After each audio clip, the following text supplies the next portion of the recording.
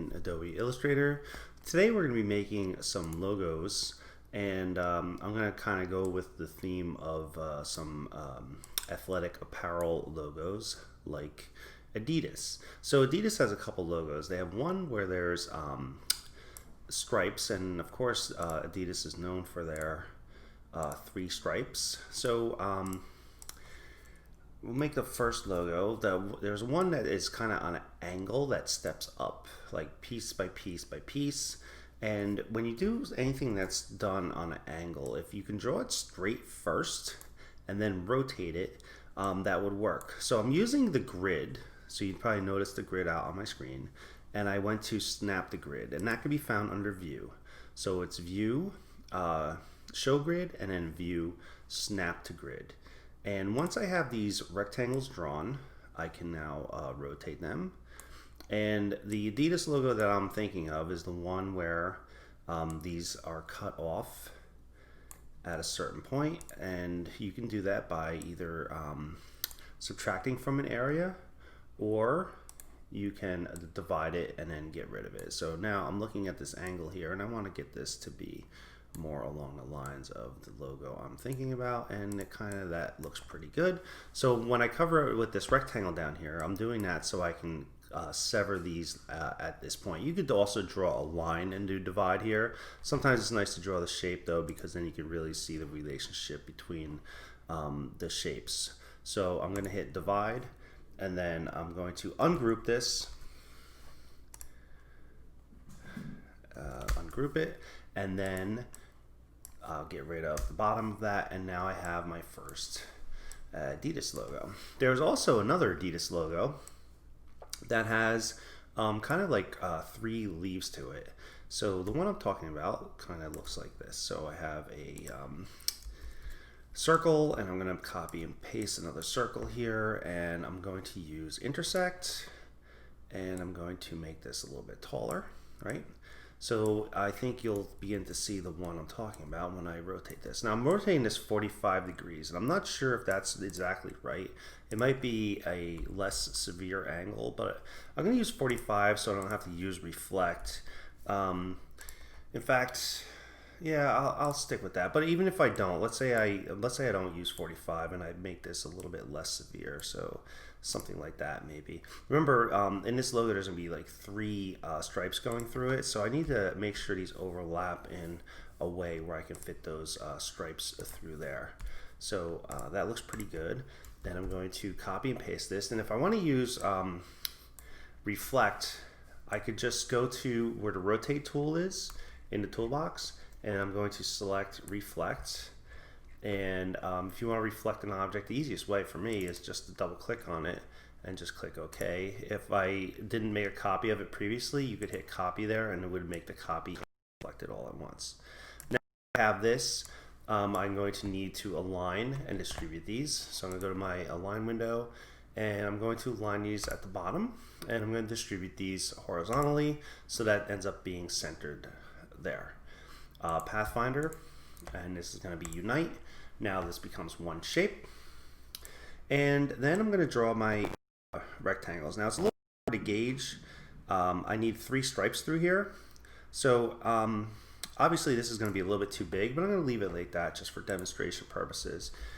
If you made stripes and you get the spacing to feel pretty good here, and they're obviously going to be, they're too wide for that spot. Once I draw these three, I can then scale them to where I need them to go. And basically these stripes are going to touch right where this comes down and to this point, and down here at the bottom. You might need to turn snap the grid off for a second to make your adjustments. So I did that just so it doesn't lock into the snapping. And that the key command for snap the grid, turning it on and off, is shift command, and then it's the apostrophe. So now I'm going to subtract this out, and I'm left with the other Adidas logo. So there's two Adidas logos completed. My next one that I'm going to do is I'm going to quickly try to do the Under Armour logo. And the Under Armour logo is a series of ellipses. So you're going to make one ellipse that's a little bit round, and then another ellipse that is not quite as wide. Okay, so that one's a little bit fat, and this one's not quite as wide. And what I'm going to look at is where these are intersecting, because the Under Armour logo is really the same shape flipped around. And once I have this shape, and this is the shape I want in here, so this is like the whole positive shape of the U and the A. So I'm going to align these, and then I'm going to click intersect, and now I'm going to subtract out the inside of this, which is an ellipse, and the distance from the center to the edge of the ellipse should end up being about the distance from the from this point to the end of the shape. So make your ellipse maybe half the size of what shape you have on your screen there. And now I'm going to take these two shapes and to demonstrate, and you can see here what that's going to end up looking like. So I just want to make sure these are aligned, and then I'm going to Pathfinder by subtracting, and now I have basically all I need for the Under Armour logo all right here. And now I have Under Armour logo. This might be a little tall for what the Under Armour logo is, so maybe I could just scale it down and make it a little wider, and that looks pretty good. Solid C work right there. Okay, so there's the Under Armour logo. New Balance, I'm going to use letters N and B, and I'm going to select those letters, and I'm going to change the font to something very bold, like Arial Black should work. And oops, I scrolled off the screen there, sorry about that. I'm going to scale this up. When you want shapes in the form of letters, type in your letters first. This is text still, you see this baseline down here, but when I right click on this and go to create outlines, now these are shapes and they're grouped. So I'm going to ungroup it, and then I'm going to move my B. Oops, if I select only the B, I can move this on top of the N, and if they are aligned, I can now Pathfinder them together. Now the N in the New Balance logo is pretty wide, so what I'm going to do is I'm going to nudge this up 3, 4, 5, 6, 7, 8, 9, 10, 11, 12. I'm going to count how many times I'm hitting up arrow on that. If I had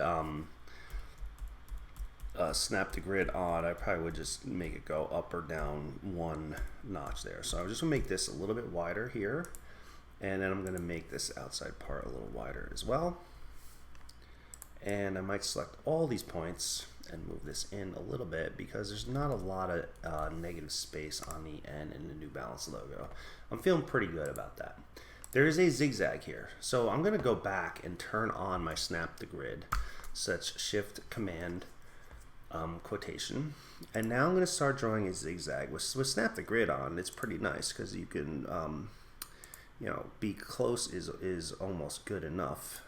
With snap the grid on, you just have a lot better aim, and if you want to improve your aim, zoom in a little bit.